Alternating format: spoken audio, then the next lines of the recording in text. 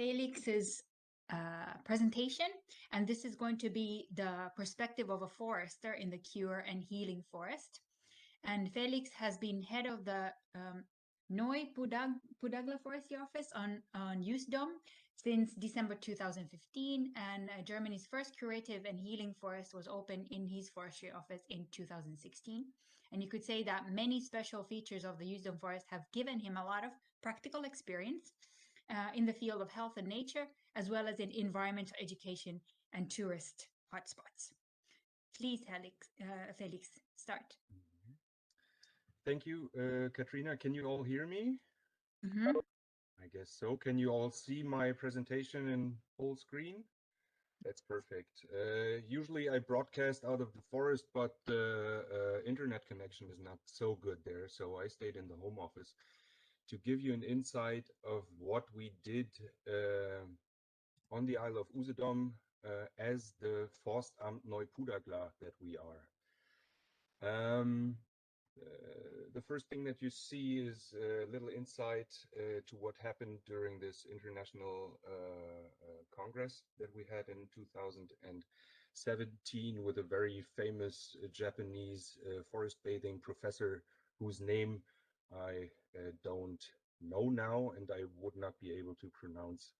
It's Iwao Uehara. Ah, thank you. University of Agriculture. So your Japanese is better than than mine. Oh, now I skipped my agenda. What I wanted to talk to you about is what I think is almost common sense. So what we knew. Maybe think about what foresters thought what should be done with the forest. Then talk to you about the making of. So what was done implementing the Cure and Healing Forest on the Isle of Usedom. What do we have achieved? And last but not least, hints and wishes, again, from the perspective of a forester and sometimes the perspective of a forest owner, even though me myself, I'm not a forest owner, and but I tend to know what they think. Common sense, I guess, is that forest is a place for society. So one of the functions of the forest, as the foresters say, the forest has functions. People visit forest for recreational reasons. It's a retreat for them. They do sports there. It's a place for education, as we learned, and of course, nature observation. Of course, forest is one of the ecosystems in Germany that gets closest to wild nature. So in forest, we're talking about production of oxygen, reduction of atmospheric CO2, the production of water. Of course, it's not produced there, but it's cleaned up there. The growth and protection of soil, cooling of the climate, and nature to unfold. So forest is one of the most important ecosystems worldwide. Last but not least, forest is a place for economy. What we do in German is called Forstwirtschaft. So it has to do something with money, not because we need the money. Foresters have the opinion that society needs timber. And therefore, we gladly produce this timber in the surrounding that most of us know and most of us like. But that doesn't make it more easy. Of course, producing timber is one way of refinancing the owner's costs for the forest. Even if you don't manage forest, it costs you a lot of money buying it and paying taxes and I don't know what. And it's forestry is a way to refinance investment of forest and not only the foresters that work in there. So forest is a place that is about economy as well. My colleague here tries to manage these three functions. As we see, they all have intersections. So that forest is place for economy is also important for society, because this guy earns money by working in the forest. And of course, society and ecology, what we learned, are interconnected, because uh, if we have a stable forest that we can all recreate in ecology, it is good for society. So this is interconnected as well. And if we have a forest with a good ecology, so with biodiversity and close to nature, it is on the long term good for economy, because the less stable the forest, the higher the risk that I will not reach my economic goals within the forest. There is an intersection of these two things as well. Can you see my mouse arrow when I play around here? Okay, perfect. Because I didn't find any laser pointer or anything, but then it will work like this. Um, Sustainable development of forest, sustainable management of forest is located somewhere here, because in every square meter of forest in Germany, all these functions play a role. Sometimes ecology is more important, sometimes economy is more important, but there is no forest where, for example, economy is not important. Yesterday in the breakout room, I was talking about expectations of people that they have in forest. So I wrote down some of the expectations to confront you with things that we hear about our working place. And it's just like the game of the uh, European Championship yesterday night. Everybody has an opinion about it. It doesn't matter if he has a clue about soccer, but he sure has an opinion. And it's the same with forest. So everybody, almost everybody, I guess, goes to the forest.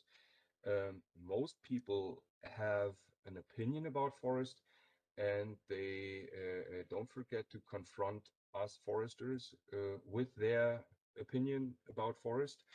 And some of these opinions are very valuable to me. Some are less valuable, but what they all have in common, people care about forest. And that's the positive aspect that I try to extract from all these things that people expect from forest. I don't, oh, well, that was the last one. Uh, just to give you an overview,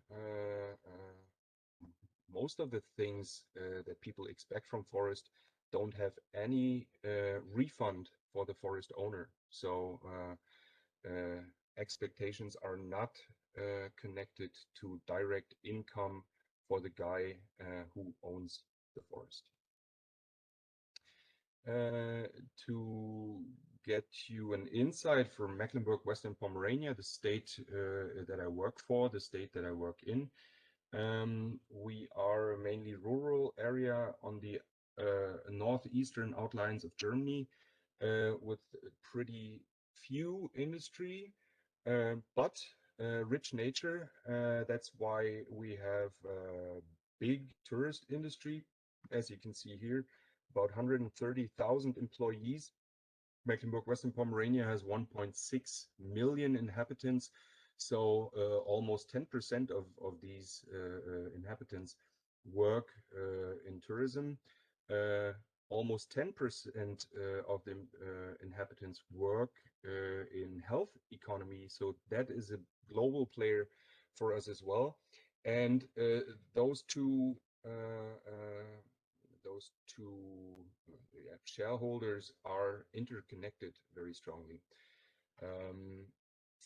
And we found out that all the places that people go to for on holiday, or the places they go to for cure, for rehabilitation, are mostly surrounded by forest, and they mostly are close to water that we have a lot of. So seas, lakes, the Baltic Sea, and stuff like that. And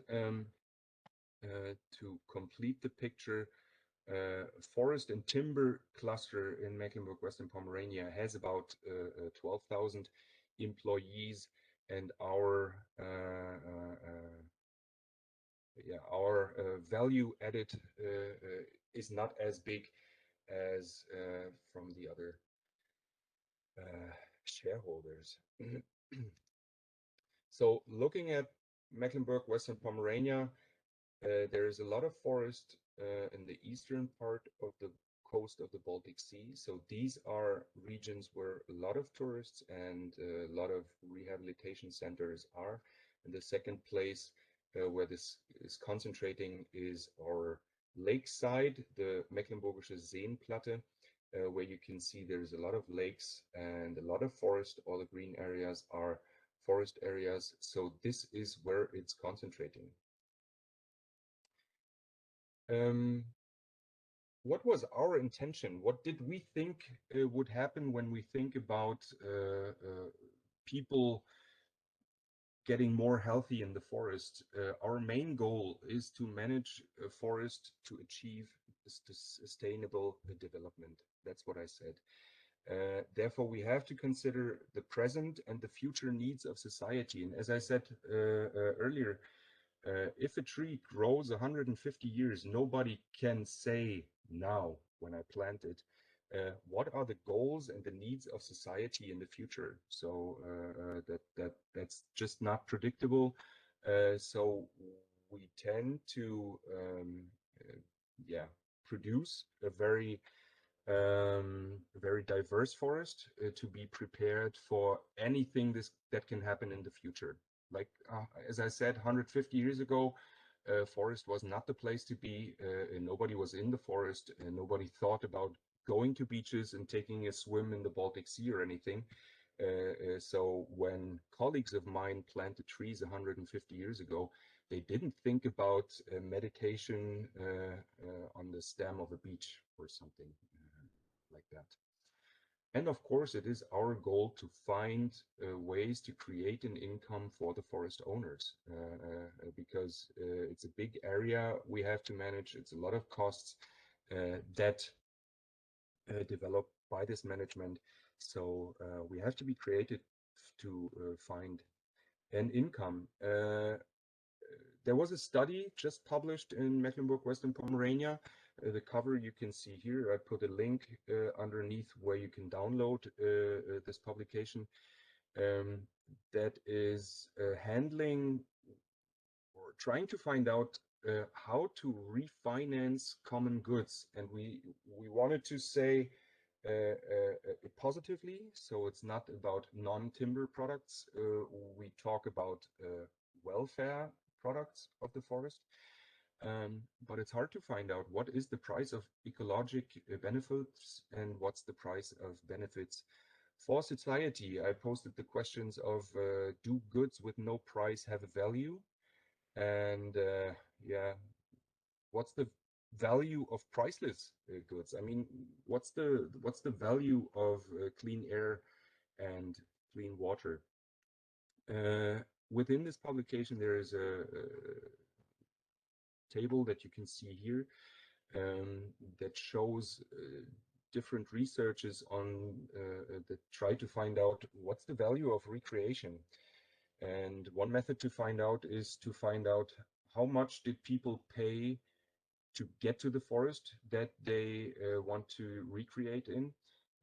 People traveling to national parks in the northern American states tend to pay a lot of money to visit giant redwoods or stuff like that, or Grand Canyon, I don't know. So adding up these costs tells us what it's worth to visit this nature. The other method is surveillance. So we asked, or scientists asked people, what would you pay as an entrance fee to get into the forest? You can see two numbers here. The first is 26 euros. People are willing to pay. They were asked while not being in the forest, so at a shopping mall or something like that. Other people wanted to pay almost 31 euros for entering the forest. That were people who were actually asked while being in the forest. Now you could say, are they telling the truth? Professor that I learned at university said, well, you have to ask another question to find out the truth. How much should I pay you that you don't come to the forest anymore? So how much do I have to pay that you leave me alone in the forest and you don't visit it anymore? And if you take these two numbers and build an average of them, then you might come close to the truth. But there is an outcome. So about 28 euros per year in person is the willingness of people to pay to use forest for recreational reasons. Recreation is one thing, that's like prevention. Uh, what's then the price of the health function? Because I think recreation is one thing, but health is leveled even higher up. That's a question. I don't have an answer. We're coming to the making of. In 2011, the state forest law of Mecklenburg-Western Pomerania was renewed, and we got a paragraph 22 that allowed us to classify recreation, cure, and healing forest. So to declare cure and healing forest. So that was long before now, and most of the times things happen in Western Pomerania 100 years after it happened in the rest of the world. There was somehow we got in front of the discussion and we're pretty early there. So it is defined there. There has to be a need by society to classify a forest for these three reasons. The forest should be suitable for classification. And of course, the people that we do that for, like patients of clinics and cure guests and tourists, they have to be nearby. So it doesn't make any sense to classify forest somewhere in Mecklenburg, Western Pomerania, when there is no clinic close by, because of course you don't want to drive 1 hour to get to a cure and healing forest if you're a person with health problems. It's very good if the forest already has a good recreational infrastructure and you don't have to build everything new. And of course, before declaring cure and healing forest, you have to hear the forest owner, because it's a very heavy impact on his property. You have to listen to the village close by, municipality, and the hunters as well, because the impact for them, if a lot of people run around in the forest and want to meditate, so the impact for the hunters is big as well. As a conclusion of this, healing and curing functions, so functions for society, welfare functions, become more important in that forest than, for example, economic and ecologic functions. Even though, please remember, uh, a forest that is ecology-wise stable is very good for us as well, and is good for economy. So this is all interconnected. You cannot see one of these things separately. This is a picture of the Congress that we had in 2011, and as I said, the forest law was 2017, sorry, the forest law was renewed in 2011. The Landesforst Mecklenburg-Western Pomerania, so that is the federal state service, became member of the Bayeken Valley network in Mecklenburg-Western Pomerania. There was a conference, of course, in 2013. We started to do a forest assessment on the forest of the village of Heringsdorf to find out how diverse is it, how many paths do we have in there, how's the inclination within the forest. So would it even be possible to go in there with a wheelchair and stuff like that? There also was a medical assessment done and medical research on a very low scale. So it was like 20 or 30 people in one group that was compared to other groups by testing therapy in the forest and trying to find out whether that's better than therapy indoors or not better. And we started to develop a concept how to design the cure and healing forest in Heringsdorf. 2015, this concept was finished and it was presented to the public. In 2016, the concept was realized, so we built the cure and healing forest within the forest of the village of Heringsdorf. In 2017, as I said, there was this international congress in Heringsdorf, and the declaration of the first cure and healing forest in Mecklenburg, Western Pomerania, and Germany, maybe worldwide, was done. Where is Usedom and what does it look like from very high up? As you can see, Usedom is quite a large island, second largest in Germany. Usedom is famous for 42 kilometers of sandy beach right by the Baltic Sea. We have roughly about 1,900 hours of sun a year, almost like in Freiburg, but Freiburg is further away from the Baltic Sea, so that gives us a little advantage. Us, that is only 31,000 inhabitants on the German side. This is like the border to the Polish side of Usedom.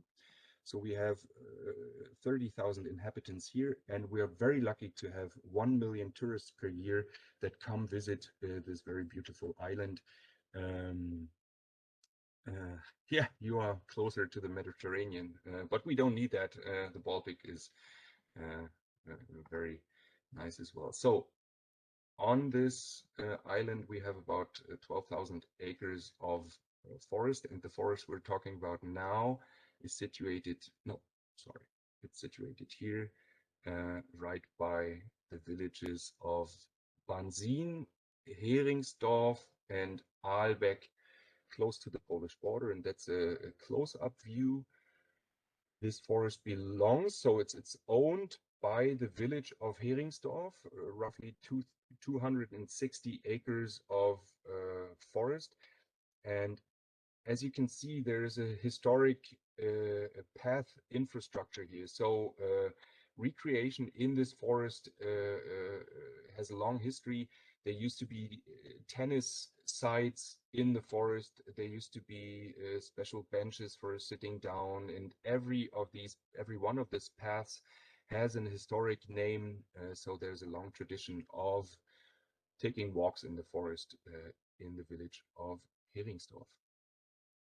What we did with the concept is analyzing all these paths and trying to find out what path to use what for. And as it was said, for cure forest, you have fit people that can walk further ways. They can handle other inclinations than people that want to visit healing forests. So for example, if you start at railway station in Heringsdorf, there's a steep path up this hill. So this is a cure forest path, and the other way around is a cure forest path, while the healing path starts already at a pretty high level and then goes around all the way here. And you have, of course, shortcuts for people that don't want to stay in the forest longer than 20 minutes. Of course, it was analyzed what to do where is this healing station, where is that curing station, which information to yeah, to implement where. And then there were detailed maps that said, okay, here is the Heilwaldstation 1, where we want to establish this and this and this. Here we have to do far view onto the Baltic Sea. We have to make that possible. Here, 2 benches should be placed up and stuff like this. The outcome was the Verordnung about the Cure and Healing Forest Heringsdorf. So it's like a special local law that says, okay, this is a cure and healing forest. Using this forest is restricted now, especially for foresters. As I said yesterday, there are no clear cuts here anymore. There are no big hunting events in here. It's only allowed to go hunting 1 person at a time, and other things. If you look at this, you might wonder why this space is left out of the Cure and Healing Forest. Well, as I said, the opinion of people tend to change faster than the forest itself. So the village of Heringsdorf decided, well, Cure and Healing Forest is really cool, and we have it now, but we want to have a treetop path as well. And they didn't think that there was a conflict in between these. I told them that there is a conflict in between a place where people try to, yeah, be more healthy, and a place where people just, yeah, I don't know if they enjoy forest or if they don't know what to do with themselves and want to have a beautiful view on the Baltic Sea. So this part was left out of the Cure and Healing Forest so that they can establish this treetop path, this canopy. What have we achieved? Well, it was developed from scratch because I think nobody had any experiences on this topic, and it was developed interdisciplinary. So, as I said, people with a medical background, people with an ecology background, foresters, and tourism people interacted by developing ideas and goals. We had to analyze the potential of the forest. Um, we had to find out how to finance all the stuff that was done there. Of course, in Mecklenburg-Western Pomerania, there are criteria to decide, is this a cure forest? Is this a healing forest? Because a healing forest has a higher standard than cure forest. We started to develop forest-based offers for health services. There is an interaction with medical insurance as well. So we tried to establish a way to refinance forest therapy by health insurances. In Mecklenburg-Western Pomerania, training for forest therapists has started. So I can maybe later on give you information about this. And of course, we increase the value of the forest in this recreational hotspot. So the recreational value, the forest value, I'm not sure. What's the usage of Cure and Healing Forest? Well, one big usage is it's now accessible for handicapped people. So, and handicap doesn't only mean wheelchair. There is a possibility, for example, for blind people to go into the forest by themselves, uh, at least theoretically, because I don't know, I don't really know if they do, if they feel confident enough to do so, but there is a tactile line in the forest that they can orientate on, and the path is built in a way so that there is no risk of tripping or anything like this. Of course, this forest is equipped, I always tend to say, with furniture, so with benches and things to do exercise on. It's equipped with information about nature and history of this forest.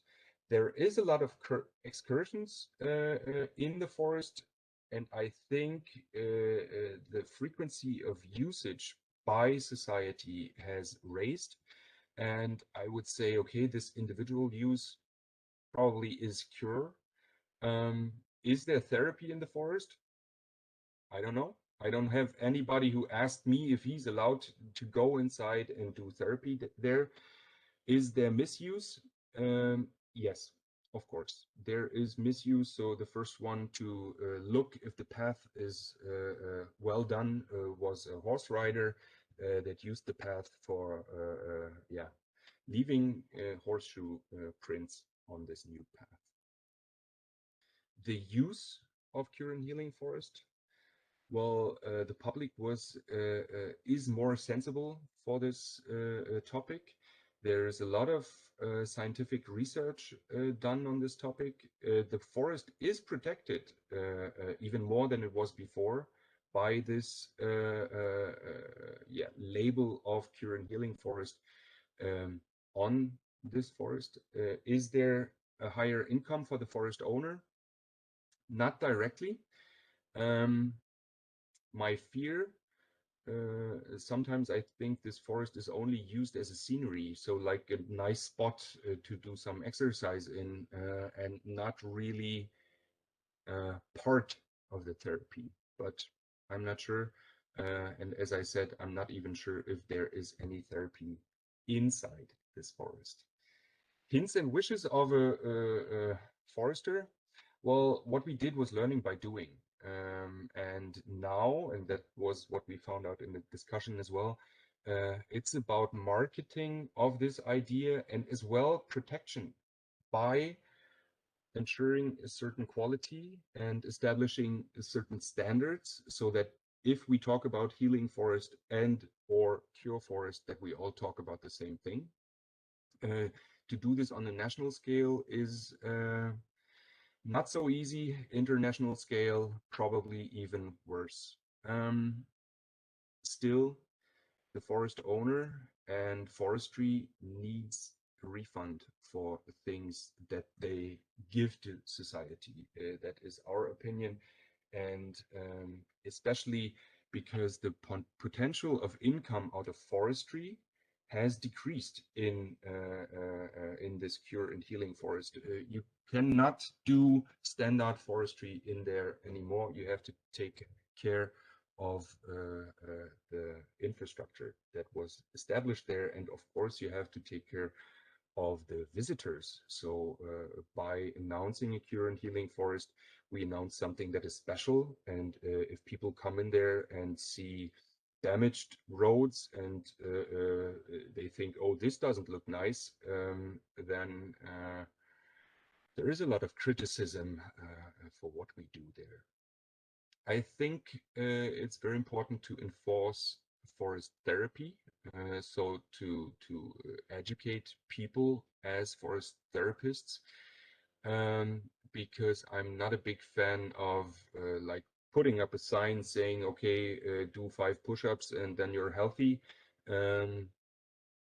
Probably nobody does 5 push-ups there, at least not every day. So it's more important yeah, to have people to go into the forest with people with yeah, patients, for example. I think there should be a steering in the sense of sustainability. In Mecklenburg, Western Pomerania, there is I think there are 7 regions where a cure and healing forest is supposed to be established. After establishing this cure and healing forest, I had, I think, at least 5 questions of other villages that wanted to have a cure and healing forest as well. I think without knowing what it is, they just wanted to have a label for advertisement of recreation in their tourist region. As I said, I'm a big fan of co-financing people instead of signs and furniture and infrastructure. And what I want people to understand is that not only declared cure and healing forest is healthy for people, but visiting every forest is healthy for people, sometimes more, talking about biodiversity, sometimes less if you think about visiting monoculture forest with big clear cuts. might be a little bit of stressful to your heart sometimes. Thank you for your interest. I hope I could give you an insight on what we did and what I think should be done with this cure and healing forest topic. And even better than virtual is a real visit in the cure and healing forest. So if you want to do so, spend your vacation on the Isle of Usedom and check out the cure and healing forest in Heringsdorf. If you wish to have more information, or if you're afraid to go into the forest by yourself, just write an email to me and I will check out if I can give you company in the dark cure and healing forest of Heringsdorf. Thanks a lot. Owners. And I have one comment and one question. So in the case of your cure and healing forest, the owner is the village, right? So in that case, I would assume that the village kind of can compensate the loss in the timber economy with profits it makes, additional profit it makes in the tourism and health department. Yes. And then you asked the question about how to pay or how to give value to priceless goods like clean air. And of course, this is out of question that we can ever give a true value to this good. I mean, that's clear. So maybe we should ask the question the other way around. So what does it actually need to preserve this and to manage the forest like this? And then if we quantified what does it need financially to support this from the side of the forestry, then we can find ways of who is actually financing this and who gives the money. And then we should ask who is, yeah. So maybe that's another way of thinking about this. Yeah, thank you. Correct. It's owned by the village. And of course, this forest owner is very special because it has an interest to give certain infrastructure for people in tourism and people in health economy right there, so that they can use it. And maybe even somebody thought about, okay, and about with local taxes, we will get a refund. But that's nothing that happens with a private forest owner. And as I said, there were at least 5 villages that asked me, oh, we want to have a cure and healing forest as well. They don't have any forest by themselves. So they are mostly surrounded by state forest. And it was pretty easy for me to tell them how many euros I want from them per year to establish a cure and healing forest on my forest. It's of course it's not my forest, it's our forest, but I'm the one who's responsible for a certain level of input and output financial wise. I mean, they all want firewood, they all want wood for building their houses, and of course they want a cure and healing forest. So to just make sure that this is not for free. And that was my task there. There was a co-financing by Fördermittel for the whole process. So I think in between 70 and 80% of the investment costs were refunded by the state of Mecklenburg-Western Pomerania and the EU. So the first investment is refinanced, but of course, the village of Heringsdorf now has to take care of all the infrastructure that was established there. And that is, I don't know, 15,000 euros per year that have to be taken into the hand and thrown into the forest so that the infrastructure, still works the way that it was thought about. Now I'm thinking of the second part of the question, Sandra, that you had.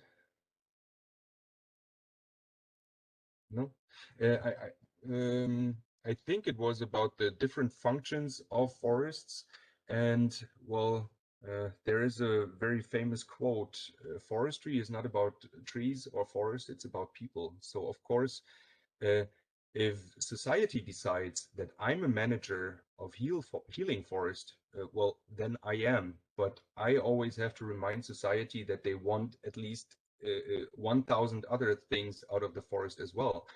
So it's not like, okay, we now only want healing forest. That's not how it works.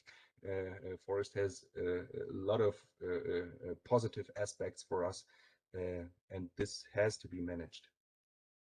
Helpful. And then the other thing I wanted to say is really just a remark to our general discussion, not so much directed to your talk, even though you triggered the thinking because you started off with presenting the different expectations and also kind of different mindsets that had to be brought together to get into this process. And I was thinking that maybe we haven't discussed that much explicitly another kind of profit that forestry can gain from investing into health on another level. So I think that it is very, very important that we discuss here a lot what we're doing about incentives, financial recompensation, how this can work. But at the other hand, we also have another kind of profit that forestry can really draw from this topic. And that is in terms of communication, of image, of public trust. And I hope you can hear me because right now all the videos have gone away for me. Okay. Okay, then yeah, I just think that there's a lot of potential because what I've been gathering from the workshop is that forests already, as they are, with the kind of biodiversity that is fostered in forests already, are very, very beneficial for health. So it's not necessarily about special investment into healthy forests. And I think it could be used much more as a communicative tool to get in touch with the population.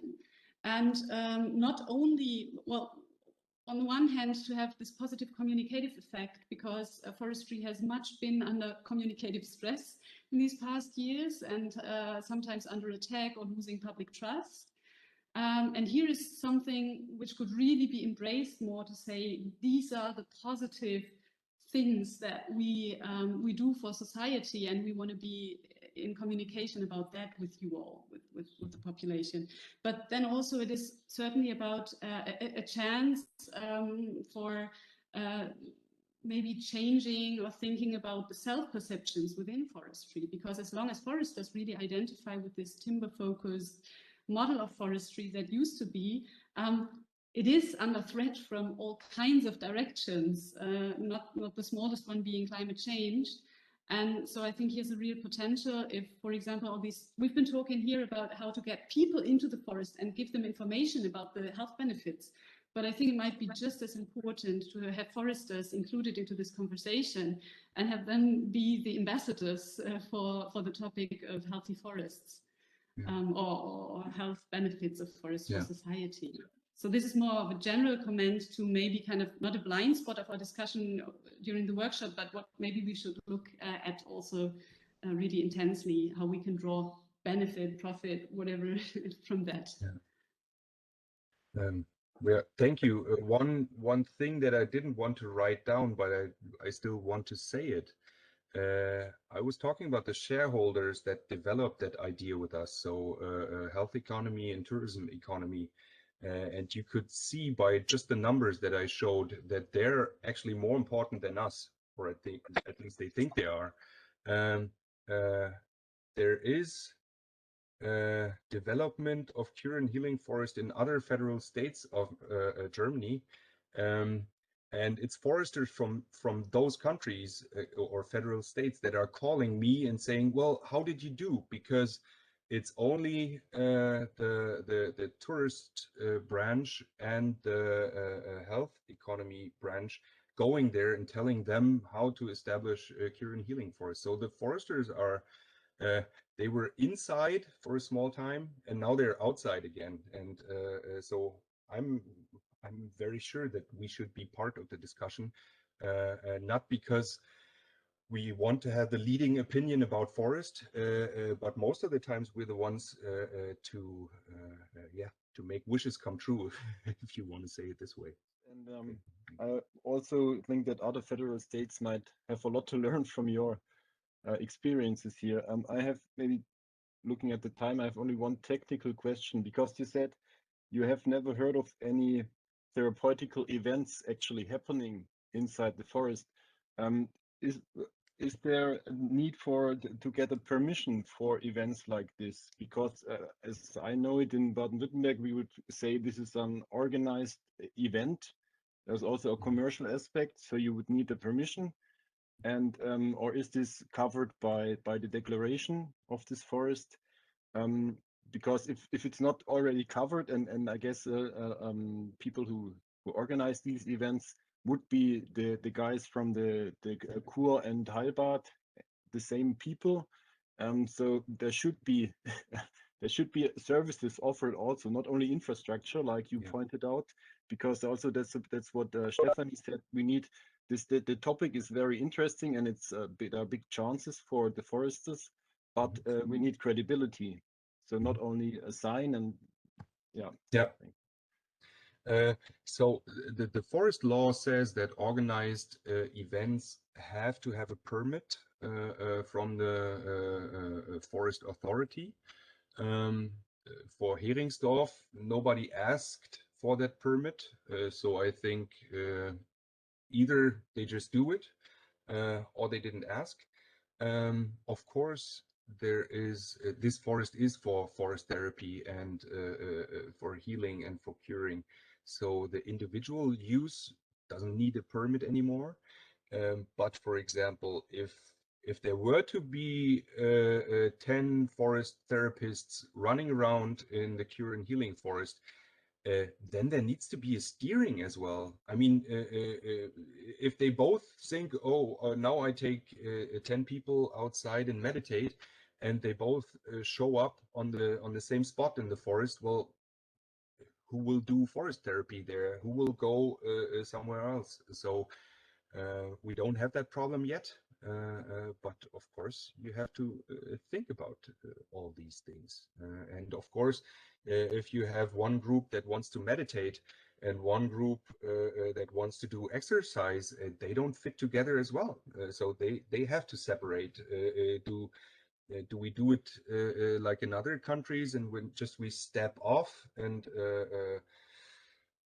or do we just fight who was first and who was served first? So I have written one permit for forest therapy and forest bathing in Usedom, but the lady that does this is not in the cure and healing forest of Heringsdorf. She's just in another part of the island.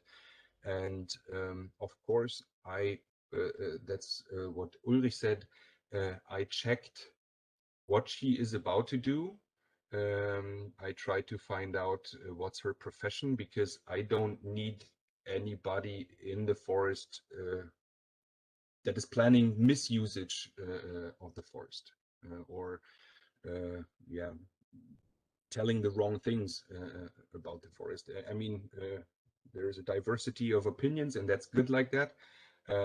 But if they're planning to, I don't know, build shelters and make fire in the forest, I want to know where they do this, because this can be really harmful for the forest as well. And especially, I think the problem of the economic value of this healing forest is very, very interesting, and also very relevant to implementation.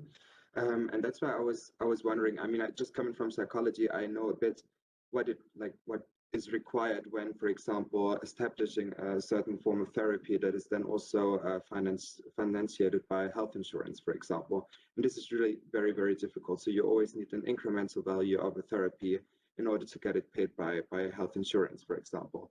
But the huge potential that I, for example, see in your site or in this healing forest that you have is that you could, for example, set up or also work together with researchers from economy, from health, healthcare, etc., or public health, and set up a longitudinal study, for example, with people from your village, because they have a high intrinsic value, and also, you know, finding out what really, like, how to really get more money out of this also, but still maintaining it as a healing forest. And you could also maybe try to set up a very, like, as I said, a longitudinal study that really covers many health benefits provided by such a healing forest.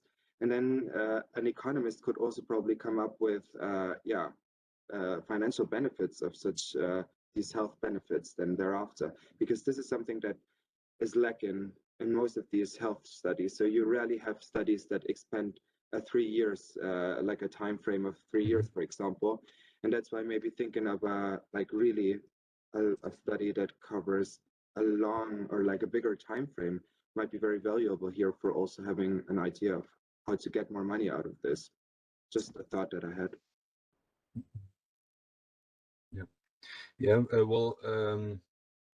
We're not the forest owner, so if the village of Heringsdorf asks us what to do, we will give them hints. But at some point, we didn't seem to have the same opinion about certain things, and then I'm just saying, okay, I will not confront you with my truth if you don't ask me. So just yeah. Look what you get there, and that's why I told you about the treetop path that is built there, and I don't know what they're planning to build next. In total, I'm not sure if all the stakeholders in that game are focused on the well-being of the forest, or if they're just focused on themselves and the amount of euros that is on their bank account by the end of the year. So that really is a problem. And in the process of designing this forest, there was a whole bunch of clinics included. I don't think that any of these clinics is using the forest now. And I don't think that any of these clinics is taking part of refinancing of the running costs. And I've seen in the chat the question 15K. Yeah, that's roughly, I think that is what the village of Heringsdorf is paying each year just to fix broken signs, to fix broken benches, to take care of the infrastructure that was made there. So that's not okay. The village can decide, okay, I have 15,000 euros that I can invest there. Then the village is very lucky to have that money just for reinvesting. If it was my forest, I'm sure I would not invest 15K without any refund for maybe 3 nice articles per year, how wonderful my forest is. Well, yeah, I can pin that up on my wall, but not anymore. And thank you, Felix, for your presentation. It was really interesting to see what you're doing in this part of Germany. I have more forestry related or practically related question. In this part of this forest, where the therapeutic forest lies, you said there is a reduced hunting pressure. So my question was, is it an area where the wild game, what the wild game is preferring now for living in, or is it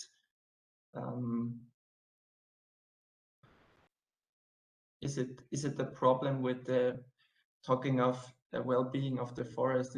Do you have problems then with regeneration of the forest, or is it is there no problem at all for higher pressure of game and so on? Yeah, that's something we have to deal with in whole Isle of Usedom. If you remember the 42 kilometers of beach, that is followed by almost 42 kilometers of forest, which is owned by the state of Mecklenburg-Western Pomerania, so managed by us, my colleagues and myself, and managed hunting-wise as well. And different game species have different reactions to frequentations by tourists and people. And so in the current healing forest, we have no fallow deer, no red deer, almost only roe deer. They tend to tolerate this frequenting very much. The local hunter is a big fan of roe deer, so he doesn't shoot any. So that is potentially a very big problem for regeneration of the forest.